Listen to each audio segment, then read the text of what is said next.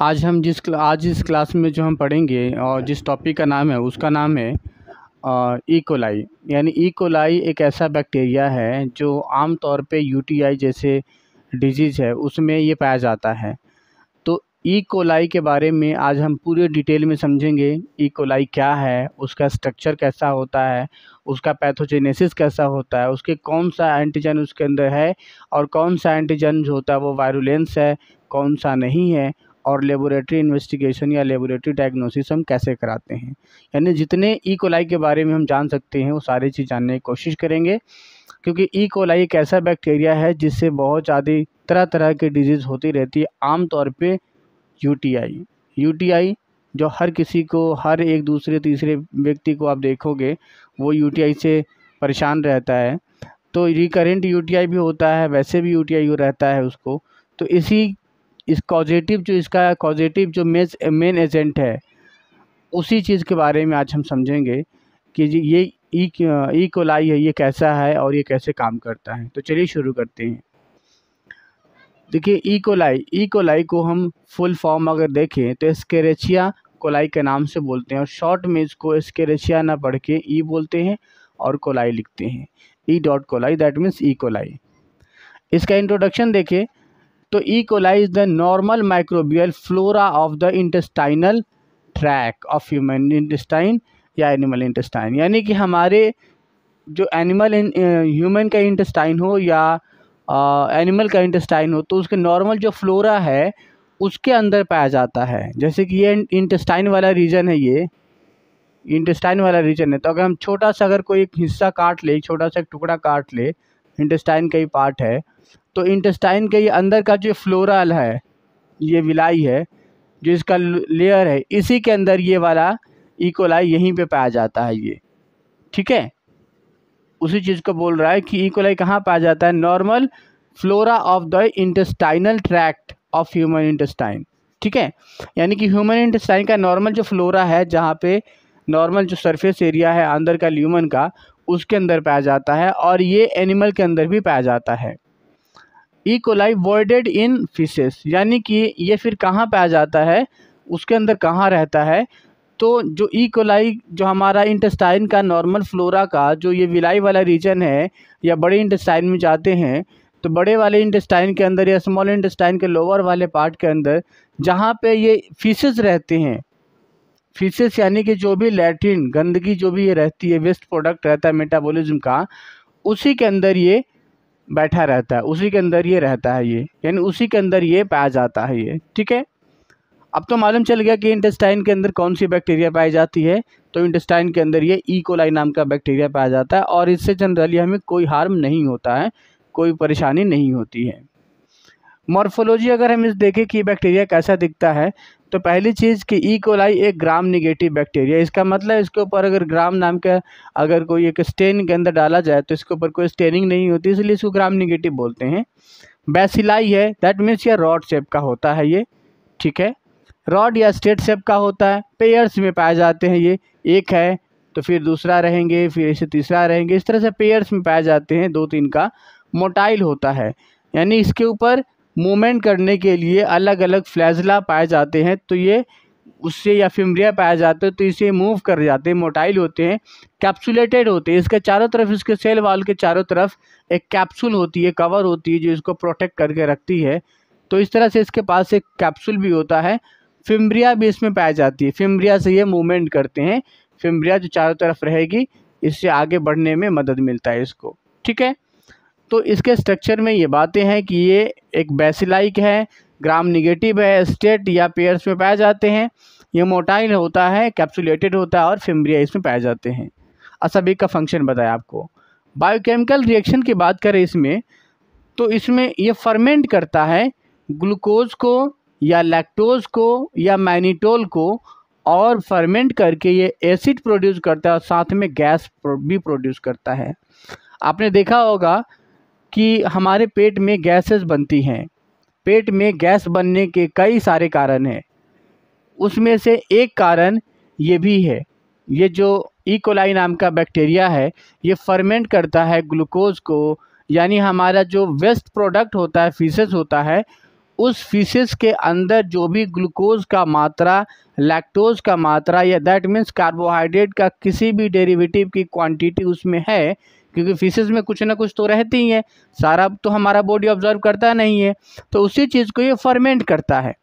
अब अगर किसी के पेट के अंदर उसकी जो इंटेस्टाइनल फ्लोरा है वो कार्बोहाइड्रेट को अच्छे से डाइजेस्ट नहीं कर पा रहा है, अगर उसका इंसुलिन ख़राब है या कोई भी मैकेनिज्म डिस्टर्ब है मेटाबॉलिज्म का, और वो कार्बोहाइड्रेट का ऑब्जॉर्प्शन सही से नहीं हो पा रहा है, तो वो कार्बोहाइड्रेट जो पड़ा हुआ है फीसेस के अंदर, लैट्रिन के अंदर, फिर वही फर्मेंट होने लग जाता है इस बैक्टीरिया के थ्रू। और जब ये बैक्टीरिया उसी carbohydrate, that means glucose, lactose, mannitol, इन सब में से किसी भी एक डेरिवेटिव को जब फर्मेंट करता है, तब उस फर्मेंटेशन रिएक्शन में दो चीज़ पैदा करता है। एक तो एसिड प्रोड्यूस करता है, क्योंकि हर एक फर्मेंटेशन रिएक्शन में एसिड तो बनता ही बनता है, और दूसरा इसके साथ साथ गैस भी बनाता है। कुछ बैक्टीरिया जैसे स्टेफाइलोकोकस बैक्टीरिया है, यह भी फर्मेंट करता है, बट वो गैस नहीं बनाता, वो ओनली एसिड बनाता है। लेकिन ये बैक्टीरिया अगर हमारे बॉडी के अंदर होता है, तो ये डेरिवेटिव को, कार्बोहाइड्रेट के डेरिवेटिव को फर्मेंट करके एसिड के साथ साथ गैस भी प्रोड्यूस करता है, और इसी कारण से हमारे पेट में गैस बना रहता है या पेट में गैसेस बनती है। जो लोग समय पे लैट्रिन नहीं करते, फ्रेश होने नहीं जाते, उनके पेट में गैस बनने का या मरोड़ होने का जो मेन कारण है वो एक यही होता है, क्योंकि लैट्रिन जितना समय तक रहेगा उसके अंदर वो सड़न गलन होगा। फर्मेंटेशन एक ऐसा रिएक्शन है जिसमें सड़न गलन सी होती है, जैसे कि आपने देखा होगा पाव रोटी बनता है, या आपने देखा होगा जो भी ब्रेड वगैरह बनाए जाते हैं, सब में फर्मेंटेशन रिएक्शंस होती है। इसी कारण से फूल जाता है, क्योंकि उसके अंदर एक गैस निकलता है और वो गैस उसको फुला देता है उसी फर्मेंटेशन रिएक्शन के कारण, और वो उसके अंदर एसिडिक नेचर का होता है। इसीलिए आपने देखा होगा बहुत सारे लोगों को, जो लोग ब्रेड वगैरह को बिना तवा पे भूने उसको खाते हैं, खट्टी खट्टी डकार का महसूस करते हैं, एसिडिटी से हो जाती है। कारण यही होता है क्योंकि उसमें एसिड की मात्रा ज़्यादा होती है। तो वैसा ही हमारे बॉडी के अंदर जो फीसेस को एक्सक्रीट टाइम पे नहीं करते, बाहर नहीं निकालते अपने बॉडी से लैट्रिन को, मेटाबॉलिक वेस्ट को, फिर वो वही पेट में पड़ा रहता है, और ये बैक्टीरिया फर्मेंट करके एसिड और गैस बनाता है। उसके कारण से एसिडिटी भी पैदा होती है, और साथ साथ पेट फूला फूला सा भी लगता है। तो एक तो कारण ये होगा। दूसरा जो गैस बनने का मेन कारण एक और फैक्टर होता है कि जब हम खाना खाते हैं तो उसमें बहुत सारा जो हवा होता है मुंह के अंदर, वो खाना के साथ निकल लेते हैं, उस कारण से ही पेट के अंदर गैस चला जाता है। तो उसके कई सारे कारण हैं। अब ये डिफ्रेंशिएट करना होता है कि कौन सा पेट के अंदर फर्मेंटेशन वाली गैस है और कौन सा जो मुंह से अपनी खाना खाया वो है। तो आमतौर पर जब हम डकार लेते हैं, तो जो खाना खाते समय जो हम हवा अंदर खा लेते हैं या निगल लेते हैं, वो हमारे डकार के साथ निकल जाता है, ठीक है। लेकिन जो हम लैट्रिन के रास्ते से जो गैस पास करते हैं, वो आमतौर पे वो फर्मेंटेटेड वाला गैस होता है जो उससे प्रोड्यूस हो रहा है, ठीक है।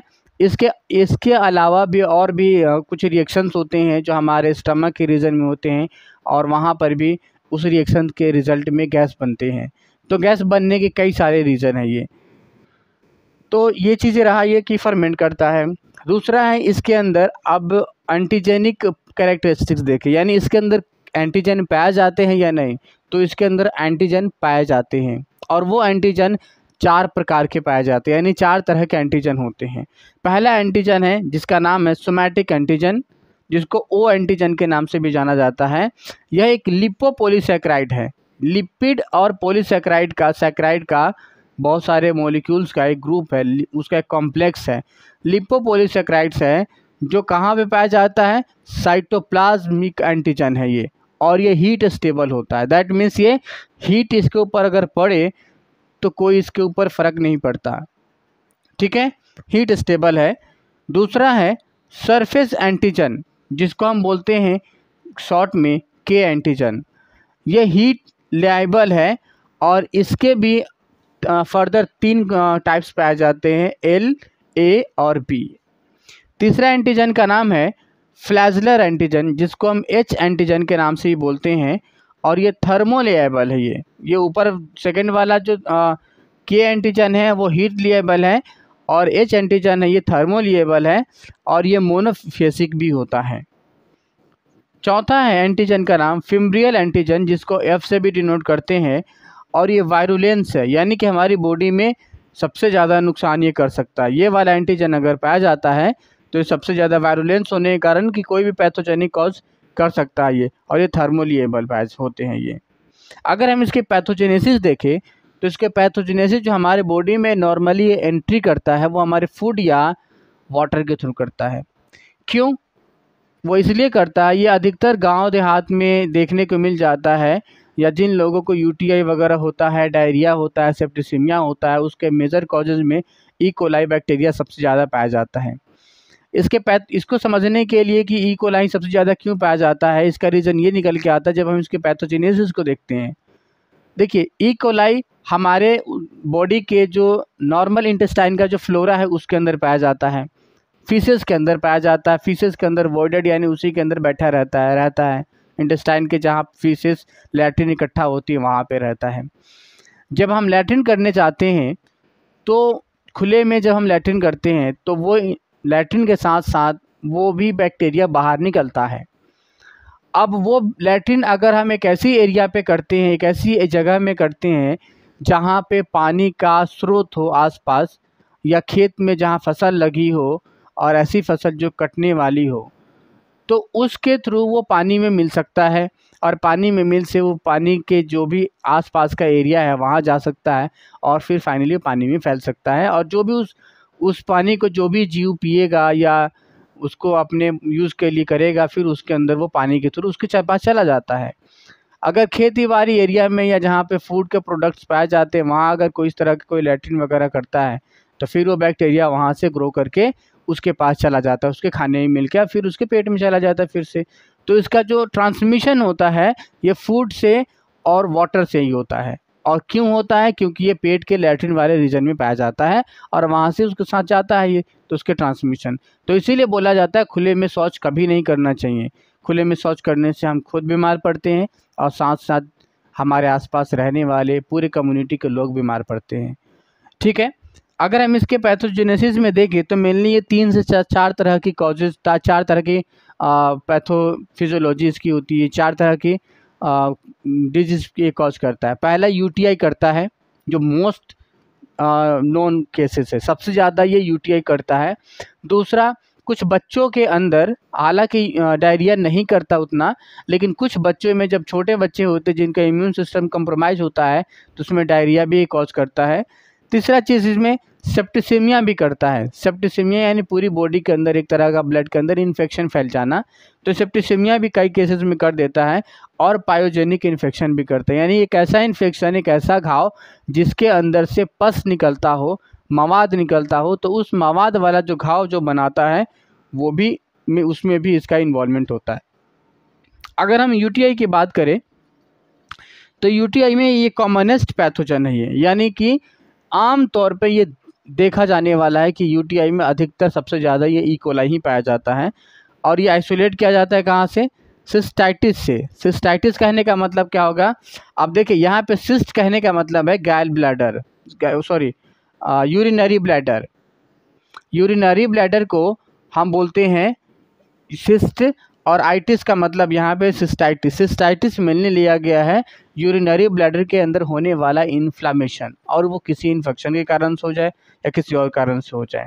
ठीक है, तो सिस्टाइटिस होता है, दैट मीन्स यूरिनरी ब्लैडर में अगर कोई इन्फेक्शन होता है या इन्फ्लामेशन होता है तो उसमें ये सबसे ज़्यादा पाया जाता है। दूसरा पॉइंट देखें, इन वीमेन रिकरेंट ये कॉमन है। जो औरतें होती है, औरतों के अंदर यानी फीमेल के अंदर सबसे ज़्यादा यूटीआई का जो केस होता है वो ई कोलाई के कारण होता है, और उसमें सबसे ज़्यादा रिकरेंट होता है, यानी कि ठीक हो जाता है फिर से दोबारा हो जाता है, फिर ठीक होगा फिर से दोबारा हो जाएगा। फीमेल के अंदर ये सबसे ज़्यादा रिकरेंट रहता है, यानी बार बार ये होता रहता है। Infection precipitated bye urinary obstruction, इससे कैसे मालूम चलता है? यूरिनरी ऑब्स्ट्रक्शन यानी पेशाब करने में रुकावट आती है, जोर लगा के पेशाब करना पड़ता है। प्रोस्टैटिक एनलार्जमेंट, मेल के अंदर जो एक प्रोस्टैट नाम का ग्लैंड होता है वो एनलार्ज कर जाता है, सूजन आ जाती है उसमें, तो उसके बढ़ जाने से या प्रेगनेंसी से भी इसके बारे में हम कंफर्म करते हैं। ठीक है, तो इस तरह से यूटीआई में ये अलग अलग केसेस में देखने को मिलता है और ये यूटीआई का मेन कॉजेटिव एजेंट है। डायरिया की बात करें तो डायरिया में आमतौर पे जो चाइल्ड होते हैं, बच्चे होते हैं, छोटे बच्चे जिनका इम्यून सिस्टम अच्छे से डेवलप नहीं है, मैच्योर नहीं है, उसमें डायरिया करा देता है। बाकी एडल्ट में नहीं, ना के बराबर कराता है। जिसका इम्यून सिस्टम कमज़ोर है भैया तो उसे कभी भी करा देगा। पायोजेनिक इन्फेक्शन, जो भी पस फॉर्मिंग जो इन्फेक्शन होते हैं, जो घाव हो जाते हैं, जिसमें मान लो ये घाव है, इसके अंदर से मवाद निकलते हैं, तो इस मवाद वाले घाव में भी ये ई कोलाई पाए जाते हैं। ये उसके कारण से भी होता है। सेप्टिसेमिया, जो हमारी बॉडी के अंदर जो ब्लड के अंदर पूरा इन्फेक्शन फैल जाता है, तो उसमें भी ये ई कोलाई पाया जाता है। तो ये तो बात रही कि इसके पैथोजेनेसिस का। अब अगर हम लेबोरेटरी डायग्नोसिस की बात करें कि लेबोरेटरी डायग्नोसिस कराएं तो उसमें क्या चीज़ देखने को मिलता है। लेबोरेटरी डायग्नोसिस में न्यूट्रोफिल्स का लेवल बढ़ा हुआ आपको मिलेगा और इसका यही सिंबल है। अगर आप सीबीसी कराएंगे तो सीबीसी में देखेंगे न्यूट्रोफिल्स का लेवल बढ़ा हुआ रहेगा। अगर आपको इसकी जांच करानी है, अगर कल्चर वगैरह करानी है, तो ऐसा कौन सा स्पेसिमेन लेंगे वो बहुत ज़रूरी होता है। तो यूटीआई के केसेस में अगर आप स्पेसिमेन ले रहे हैं तो आपको देखिए ध्यान से समझिए इसको, मिड स्ट्रीम यूरिन लेना है। यानी कि जब यूरिन पेशेंट पास करे तो शुरू वाला नहीं लेना है और अंत वाला नहीं लेना है, बीच का लेना है।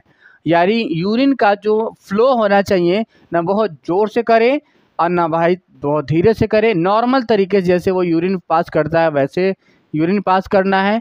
और यूरिन का जो पहला यूरिन निकले उसमें भी नहीं लेना है और लास्ट वाला भी नहीं लेना है, जो बीच का यूरिन रहे उसमें लेना है। बात आती है कि आखिर ऐसा क्यों, कि जोर से क्यों ना करे, बीच का क्यों ले और पहले का क्यों ना ले, लास्ट का क्यों ना ले। तो हम दोनों बातों को ध्यान से पहले समझ लेते हैं। अगर हम जोर से करके, अगर कोई पेशेंट जोर से यूरिन फोर्सफुली पास करता है और अगर हम उसको लेते हैं तो जो पिगमेंट होता है यूरिन का, जिसके कारण से यूरिन थोड़ा थोड़ा सा पीला और लाल कलर का कॉम्बो में दिखता है, वाइटिश में थोड़ा सा दिखता है, हल्का हल्का सा, तो वो डाइल्यूट हो जाता है। वो एक फ्लो के कारण, वेलोसिटी के कारण वो डाइल्यूट होने का डर होता है। तो आपको सही से उसको देख के एग्जामिन नहीं कर पाएंगे या उसका आकलन लगाना मुश्किल होता है कि इसमें क्या है क्या नहीं, क्योंकि आप उसके जब एक तो यूरिन देखेंगे नहीं, आपको उसके बारे में अच्छे से आइडिया नहीं रहेगा। इसलिए आपको नॉर्मल फ्लो में बोला जाता है। दूसरी चीज़ कि आपको शुरू में या लास्ट में क्यों नहीं लेना चाहिए। देखिए शुरू में आप यूरिन अगर लेते हैं, शुरू का यूरिन, तो यूरिन इकट्ठा रहता है ब्लैडर में और वो जो इकट्ठा रहता है तो कई दफ़ा बीच के बहुत सारे ऐसे कंटेंट है जो आ जाते हैं जो आपको नहीं ज़रूरत होती उसमें। और मेन जो फैक्टर होता है बैक्टीरिया आपको डिटेक्ट नहीं हो पाता, लास्ट वाले में भी नहीं ऐसी दिक्कतें आ जाती है। इसीलिए बीच वाला जो पार्ट होता है उसको लिया जाता है ये। तो यानी कि आपको ना फ्लो रखना है वो मीडियम रखना है, ना तेज़ ना स्लो, और जो बीच का ही यूरिन लेना है, यानी कि ना शुरू वाला ना लास्ट वाला ये। तो इस तरीके से ये इस ई कोलाई नाम के बैक्टीरिया के बारे में हमने डिटेल में समझ लिया कि ई कोलाई बैक्टीरिया क्या है, कैसे कैसे इसके मॉर्फोलॉजी क्या है, पैथोजेनेसिस क्या है, लेबोरेटरी डायग्नोसिस में क्या इंपॉर्टेंस है। अगली वीडियो में किसी दूसरे बैक्टीरिया को लेकर आएंगे और उसके बारे में डिटेल से स्टडी करेंगे। तब तक के लिए शुक्रिया।